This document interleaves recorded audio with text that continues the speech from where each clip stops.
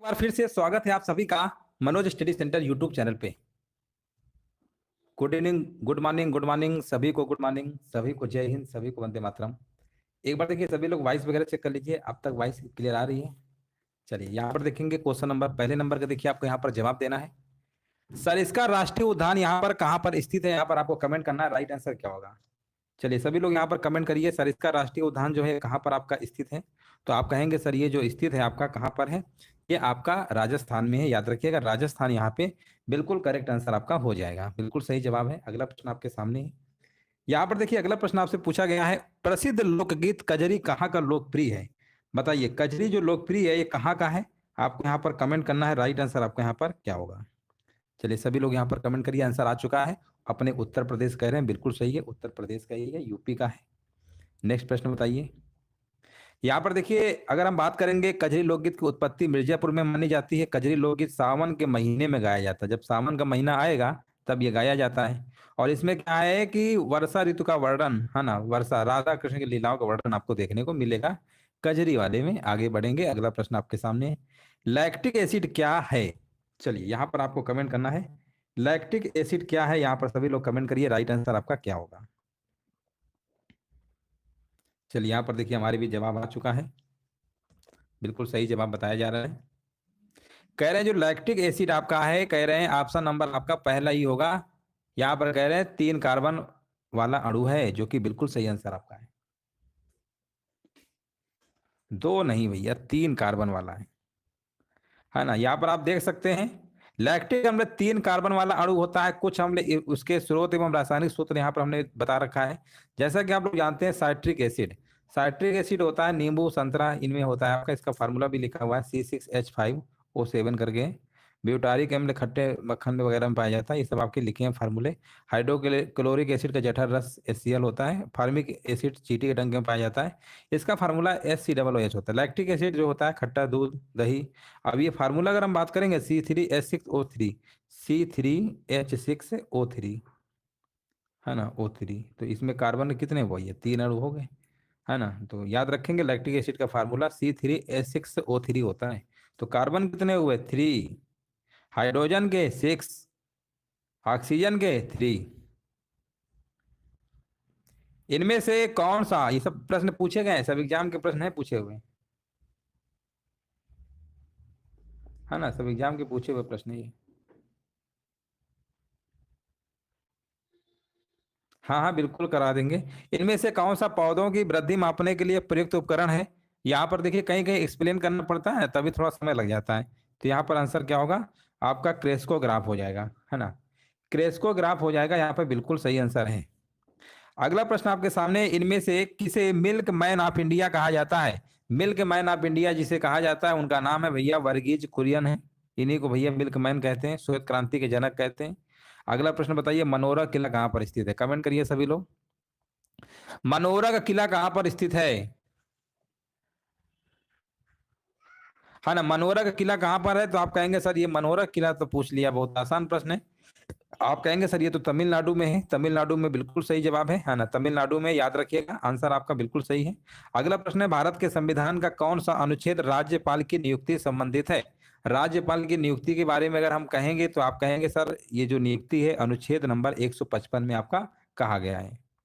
Next प्रश्न है, अरुंधति राय को किस पुस्तक के लिए बुकर पुरस्कार से सम्मानित किया गया है। अरुंधति राय को किस पुस्तक के लिए बुकर पुरस्कार से सम्मानित किया गया है। 8 नंबर का जवाब यहाँ पर क्या होगा, आंसर आपका होगा the God of small things, विकल्प जाएगा D नंबर के साथ। नेक्स्ट प्रश्न आपको बताना है, 1793 में स्थायी बंदोबस्ती लागू होने के समय बंगाल का गवर्नर जनरल कौन था। बंगाल का गवर्नर जनरल कौन था, यहाँ पर कमेंट करना है। यहाँ पर आंसर आपका हो जाएगा लॉर्ड कॉर्नवालिस, जो कि आंसर आपका यहाँ पर C करेक्ट आपका है। अगला प्रश्न, निम्नलिखित में से किस शहर को भारत में महिलाओं का शहर द सिटी ऑफ पैलेसेज के रूप में जाना जाता है। महिलाओं के शहर के रूप में किसे जानते हैं। 10 नंबर में आपका आंसर क्या होगा। और 10 नंबर में जवाब हमारे बीच आ चुका है, बिल्कुल सही जवाब दिया गया है, वेस्ट बंगाल की राजधानी कोलकाता। अगला प्रश्न आपके सामने है, क्वेश्चन नंबर 11 नंबर का कमेंट करिए सभी लोग। लिखा हुआ है, किसकी अध्यक्षता में भारतीय राष्ट्रीय कांग्रेस ने 31 दिसंबर 1929 को लाहौर अधिवेशन में पूर्ण स्वराज को अंतिम लक्ष्य घोषित किया। किसकी अध्यक्षता में किया था ये आपको बताना है, और ये अध्यक्षता किया था आपकी पंडित जवाहरलाल नेहरू। ऑप्शन नंबर जाएगा सी नंबर के साथ। विक्रम साराभाई अंतरिक्ष केंद्र कहां पर स्थित है? विक्रम साराभाई अंतरिक्ष केंद्र जो है ये आपका केरल की राजधानी तिरुवनंतपुरम में स्थित है। विकल्प आपका जाएगा यहां पर डी नंबर के साथ। देखिए बहुत लोग आंसर कुछ भी मार रहे हैं। विक्रम साराभाई अंतरिक्ष केंद्र हमने पूछा था कहां पर स्थित है। कोई बात नहीं, चलो कोई बात नहीं, हो जाती गलतियां कभी कभी। आगे बढ़ेंगे। कंप्यूटर में डाटा को प्रोसेस करने के लिए इनमें से किस भाषा का उपयोग किया जाता है? कौन सी भाषा का उपयोग करते हैं? तो आप कहेंगे सर कंप्यूटर तो बाइनरी डिजिट समस्या 0 1 की जो फॉर्मेट होती है ना, इसको हम बाइनरी बोलते हैं। आंसर लगा दीजिए बी नंबर वाला। यहाँ पर लिखा हुआ है वर्ष 1969 में भारत में कितने बैंकों का राष्ट्रीयकरण किया गया था? 1969 में कितने बैंकों का राष्ट्रीयकरण किया गया था? तो याद रखिएगा 1969 में किया गया था आपका 14 बैंकों का, जो कि सबसे ज्यादा था। ये किया गया था आपका ऑप्शन नंबर सी वाला बिल्कुल सही है। और भी थोड़ा डिटेल में इस प्रश्न को देखने वाले हैं। और यहाँ पर देखिए लिखा हुआ है साफ साफ 1969 में 14 बैंकों का राष्ट्रीयकरण किया गया था। 1969 में ऐसे बैंकों का राष्ट्रीयकरण किया गया जिसकी 50 करोड़ से अधिक की क्या थी? संपत्ति थी, पूंजी थी। 1980 में भैया फिर क्या हुआ? फिर क्या है भैया राष्ट्रीयकरण कर देंगे। उसमें कंडीशन थी कि 200 करोड़ की होनी चाहिए कम से कम संपत्ति उनके पास।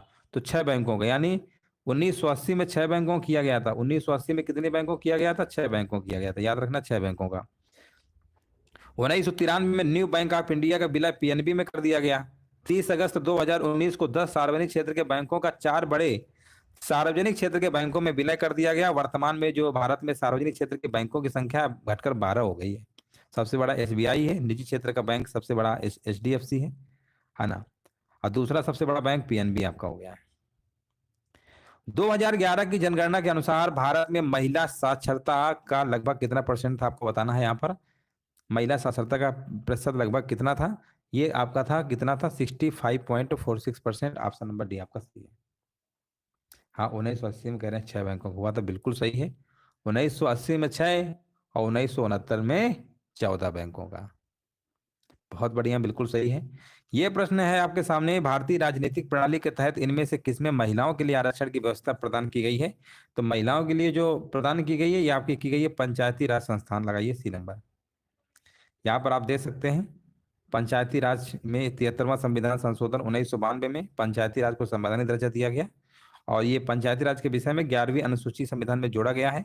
11वीं अनुसूची में 29 विषयों को जोड़ा गया है जिस पर पंचायती राज को कानून बनाने का अधिकार दिया गया है। 73वें संविधान संशोधन के द्वारा पंचायती राज्य में महिलाओं को 1/3 भाग आरक्षण देने का है, 1/3 कह सकते हैं। बिहार भारत का एक ऐसा राज्य है जहां पर 50% महिलाओं को आरक्षण दिया गया, 50% मतलब आधी महिलाएं, याद रखिएगा। पत्थर की बनी नृत्य करती पुरुष की मूर्ति जो है नटराज किस स्थान पर पाई गई थी? है ना, यहाँ पर देखिए कमेंट कमेंट करना है सभी को। 17 का आंसर क्या होगा, ये कहाँ पर पाई गई थी? तो आप कहेंगे सर ये तो आपका कहाँ है? हड़प्पा में, है ना। हड़प्पा लगा दीजिए सी नंबर। देखो बहुत लोग यहाँ पर आंसर मार रहे हैं, क्या बात है।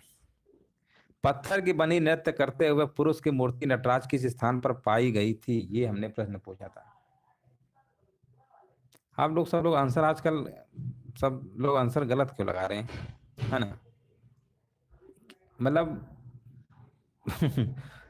ऑप्शन नंबर सी होगा, मोहन जोदड़ो कैसे लगा दिए। आगे बढ़िए। गवर्नर जनरल लॉर्ड डलहौजी ने किस साम्राज्य को चेरी कहा था? है ना, चेरी भैया किसको कहा था? ये कहा था भैया अवध साम्राज्य को कहा था। चलो कोई बात नहीं, आगे बढ़ेंगे। केवला देव घाना राष्ट्रीय उद्यान कहाँ पर स्थित है? ये आपका आपका कहाँ है? ये राजस्थान में है। भारतीय जनगणना 2011 के अकॉर्डिंग किस राज्य का जनसंख्या घनत्व न्यूनतम है ना। किस राज्य का जनसंख्या घनत्व न्यूनतम है? ये आपका है अरुणाचल प्रदेश का है। अरुणाचल प्रदेश का पता है कितना है आपका? 17 व्यक्ति पर किलोमीटर, पर वर्ग किलोमीटर मान लो।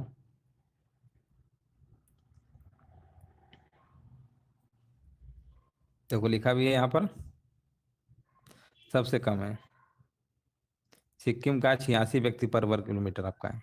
दिल्ली का सब ज्यादा है 11,320। बिहार जो है ये राज्य है, ये केंद्र शासित प्रदेश है आपका दिल्ली, है ना। ये बिहार है जनगणना वाला, बिहार का है कितना? 11 और 6। भारत में राष्ट्रीय मानवाधिकार आयोग की स्थापना कब हुई थी? ये प्रश्न हमने कराया है, इसके पहले भी कराया है। इसकी स्थापना आपकी 1993 में हुई थी, याद रखिएगा। यहाँ पर आप देख सकते हैं इसकी स्थापना, और इसका मुख्यालय की बात करेंगे नई दिल्ली में, जो कि भारत की राजधानी है। 10 दिसंबर को एक प्रश्न और बनता है आपका कि यहाँ पर राष्ट्रीय मानवाधिकार दिवस कब मनाया जाता है, तो 10 दिसंबर लगा के आइएगा।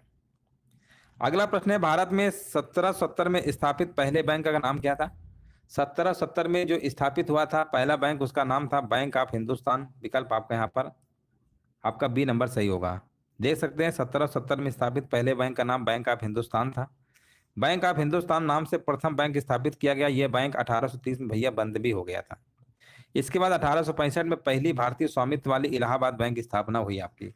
तो इलाहाबाद वाली जो बैंक है ना।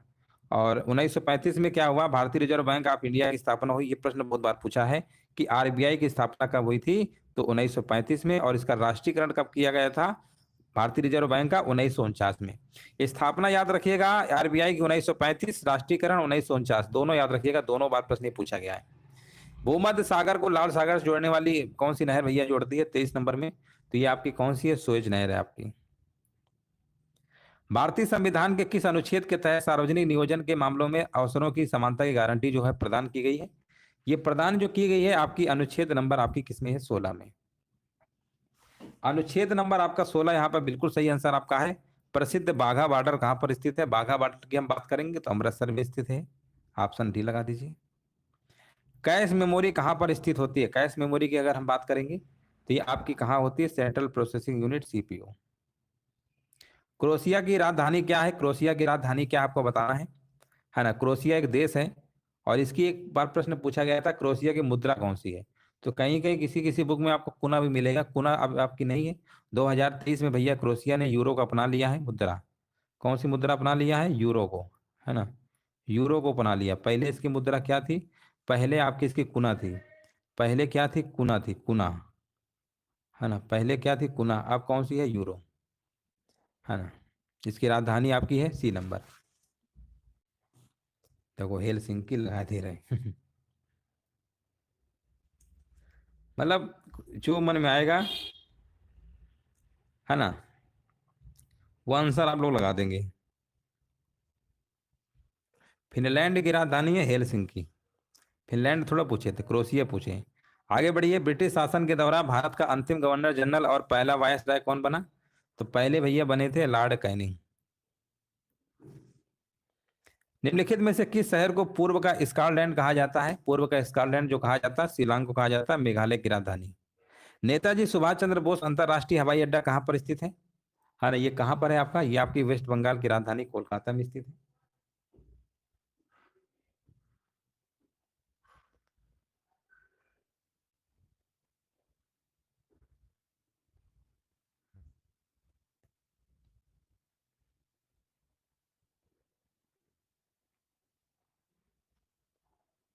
चलो आगे बढ़े। एक पेटाबाइट बराबर कितने के होता है? पेटाबाइट, किलो, मेगा, टेरा, पेटा, ये सब आपने नाम सुना होगा। तो एक पेटाबाइट भी होता है, और जो पेटाबाइट होता है वो आता है टेराबाइट। 1024 टेराबाइट, मेगाबाइट नहीं। किलो, मेगा, टेरा, पेटा। टेरा पूछते तब आप बताते मेगाबाइट वाला, है ना। जब एक टेराबाइट पूछते ना तब बताइएगा 1024 मेगाबाइट। हमने पेटाबाइट पूछा है तो आंसर देना है टेराबाइट में। विक्रमादित्य किस प्रसिद्ध गुप्त शासक का एक अन्य नाम है? ये चंद्रगुप्त द्वितीय लगा दीजिए। लोकसभा अध्यक्ष का चुनाव किसके द्वारा किया जाता है? लोकसभा अध्यक्ष का जो चुनाव है ये किया जाता है लोकसभा के सभी सदस्यों के द्वारा। काकतीय राजवंश का अंत निम्नलिखित में से किसके द्वारा किया गया? काकतीय राजवंश का जो अंत है ये किया गया दिल्ली सल्तनत। अफ्रीका में विक्टोरिया जलप्रपात किस नदी पर है? अफ्रीका में विक्टोरिया जलप्रपात किस नदी पर स्थित है?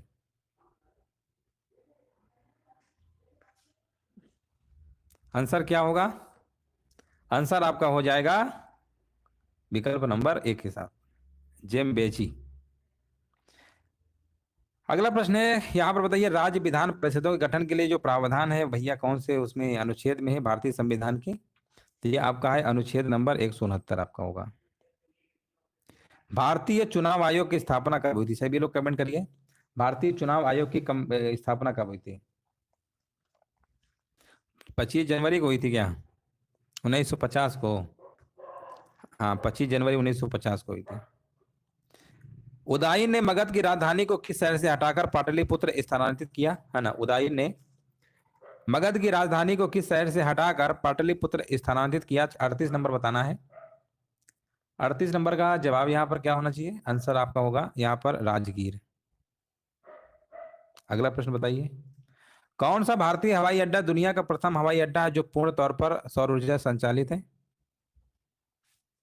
यह आपका है कोचीन अंतरराष्ट्रीय हवाई अड्डा है जो पूरी तरीके से सौर ऊर्जा संचालित है। साइबर क्राइम की शिकायत दर्ज कराने के लिए हेल्पलाइन नंबर क्या? अगर आपको साइबर क्राइम आपके साथ होता है, आप शिकायत कराने जाएंगे, और जब शिकायत कराएंगे तो नंबर भी मालूम होना चाहिए, और वो नंबर कौन सा है आपको कमेंट करना है ना। वो नंबर कौन सा है? नंबर आ गया है, कह रहे हैं 1930, है ना, 1930। जिनका भी जवाब है ना बिल्कुल सही है। अगला प्रश्न बताइए, महात्मा गांधी ने दक्षिण अफ्रीका में कौन सा अखबार शुरू किया था? साउथ अफ्रीका गए थे महात्मा गांधी जी, तो उन्होंने एक अखबार भी शुरू किया था। वो अखबार का नाम क्या था? अखबार का नाम था इंडियन ओपिनियन। कि संवैधानिक संशोधन में नीति निर्देशक तत्व को मौलिक अधिकारों पर वरीयता दी गई है? कौन से संविधान संशोधन में नीति निर्देशक तत्व को मौलिक अधिकारों पर वरीयता दी गई है? ये आपका है 42वां संविधान संशोधन 1976 वाला, है ना, बिल्कुल सही है। मौलिक अधिकारों पर वरीयता दी गई। ये संशोधन मुख्यतः स्वर्ण सिंह समिति आयोग की सिफारिशों को लागू करने के लिए किए गए थे। 42वां संविधान संशोधन द्वारा संविधान में महत्वपूर्ण परिवर्तन किए गए। इसके तहत संविधान की प्रस्तावना में समाजवादी, धर्मनिरपेक्ष और एकता, अखंडता ये शब्द जोड़े गए। याद रखिएगा, ये प्रश्न आपका बनता है। इसके द्वारा वन संपदा, शिक्षा, जनसंख्या नियंत्रण, इन सब विषयों को भैया राज सूची से निकालकर किस में रख दिया गया? संवर्ती सूची में। तो याद रखिएगा, जनसंख्या नियंत्रण, शिक्षा, वन संपदा, ये कौन सी अंतर्गत आएगा? ये आपका आएगा संवर्ती सूची के अंतर्गत। भारत में धूसर क्रांति का संबंध किससे है? धूसर क्रांति की जब हम बात करेंगे तो आपका संबंध उर्वरक उत्पादन से आपका हो जाएगा। इनमें से बताइए, कौन भारतीय रिजर्व बैंक के पहले भारतीय गवर्नर थे? भारतीय रिजर्व बैंक के पहले भारतीय गवर्नर कौन थे? उनका आपको नाम बताना है। उनका नाम था आपका सीडी देशमुख। निम्नलिखित में से किस कृत्य में नर्तक अपने सिर पर जलते हुए दियों वाले बर्तनों को संतुलित करते हैं? कौन सा नृत्य है? वो नृत्य का नाम बताना है, और उस नृत्य का नाम है आपका चरी नृत्य। कौन सा है? चरी नृत्य है। यहाँ पर आप देख सकते हैं, चरी नृत्य जो है आपका राजस्थान, भारत में राजस्थान में क्या है भैया, लोकप्रिय नृत्यों में से एक है भारत में। चरी चरी नृत्य में क्या होता है? महिलाएं अपने सिर पर चरी या बर्तन रखती हैं, और फिर एक जलता हुआ दीपक बर्तन में रखा जाता है। प्रसिद्ध चरी नृत्य जो है किशनगढ़ के गुर्जर समुदाय का एक नृत्य होता है, और इस नृत्य में केवल महिलाएं ही प्रदर्शन करती हैं। सबसे बड़ी बात है, इस नृत्य में केवल महिलाएं ही प्रदर्शन करती हैं। पुरुष वगैरह आप देखते रहते हैं, वो लोग नृत्य नहीं करते हैं। ये महिलाएं अपने सिर पर क्या करती हैं? पीतल के बर्तन लेती हैं, रखती हैं, और उन्हें पूर्णतः संतुलित भी करती हैं। इन बर्तनों के ऊपर तेल में डूबे हुए कपास के बीजों से प्रज्वलित करके रखा जाता है। ये जले हुए बर्तन अंधेरी रात में सुंदर प्रभाव प्रदर्शित करते हैं। इस नृत्य में उनके सिर पर बर्तनों को संतुलित करने के अलावा कोई विशेष गति नहीं होती है। इस नृत्य को हम स्वागत नृत्य भी कहते हैं, स्वागत नृत्य भी कहते हैं, याद रखिएगा। चरी नृत्य को हम स्वागत नृत्य भी कहते हैं। यह अच्छाई का एक प्रतीक होता है, और राजस्थान का पारंपरिक अग्नि नृत्य भी इसे माना जा सकता है। अग्नि नृत्य कहिए, स्वागत कहिए, चरी कहिए, ये राजस्थान का है। आगे बढ़ेंगे, भारत के निम्नलिखित राष्ट्रपतियों में से किसने भारत के संविधान के 100वें संविधान संशोधन को स्वीकृति प्रदान की थी? 100वां संविधान संशोधन की स्वीकृति की जब हम बात करते हैं तो भैया वो आपके कौन से भैया राष्ट्रपति? प्रणब मुखर्जी जी थे। ऑप्शन नंबर डी लगा दीजिए।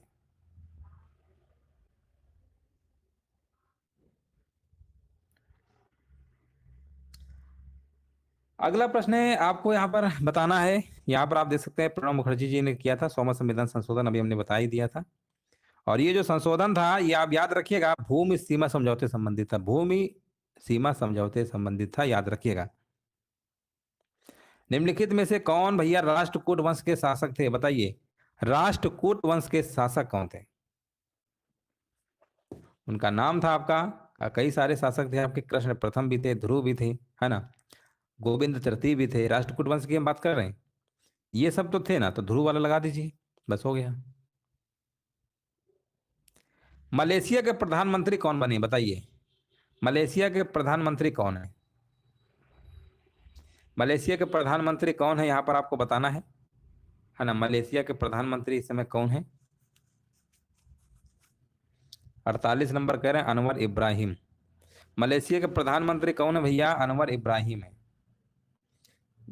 अनवर इब्राहिम है भैया, अनवर इब्राहिम, है ना। चलिए आगे बढ़ेंगे। 48 का पहला है, बोगाओ गुफाएं जिन्हें हजारों बौद्धों की गुफाएं भी कहा जाता है, हजारों बुद्धों की गुफाएं भी कहा जाता है, इनमें से किस देश में स्थित है? हजारों बुद्ध की मतलब गुफाएं भी कहा जाता है, बुद्धों की गुफाएं, जैसे हजारों झीलों का देश किसे कहते हैं, है ना। तो आप कहते हैं सर फिलीपींस है, ये फिनलैंड, सॉरी फिनलैंड है। फिनलैंड को हम क्या कहते हैं? फिनलैंड को कहते हैं हजारों झीलों का देश, ठीक है ना। हजारों झीलों का देश किसे कहते हैं? फिनलैंड को कहते हैं। ऐसे ही हजारों बुद्धों की जो गुफाएं हैं उनको कहा जाता है किस देश में स्थित है, ये आपको बताना। 49 नंबर है, तो ये चीन में, है ना। चीन, थाईलैंड नहीं, चाइना। ये प्रश्न अभी रिसेंटली पूछा गया है। विश्व आर्द्र भूमि दिवस कब मनाया जाता है? कमेंट करिए सभी लोग। विश्व आर्द्र भूमि दिवस कब मनाया जाता है? ये मनाया जाता है आपका 2 फरवरी को, 2 फरवरी, है ना। 2 फरवरी को मनाए थे। ऑप्शन नंबर आपका ए है। तो चलिए, इस तरीके से जो मॉडल पेपर था कंप्लीट हो चुका है। ये क्लास जो है आपकी टॉप 50 प्रश्नों कंप्लीट हो चुकी है, 25 मिनट से पहले ही कंप्लीट कर दी गई है। उम्मीद है सेशन अच्छा लगा होगा। वीडियो को सभी लोग लाइक कर दीजिएगा, शेयर कर दीजिएगा।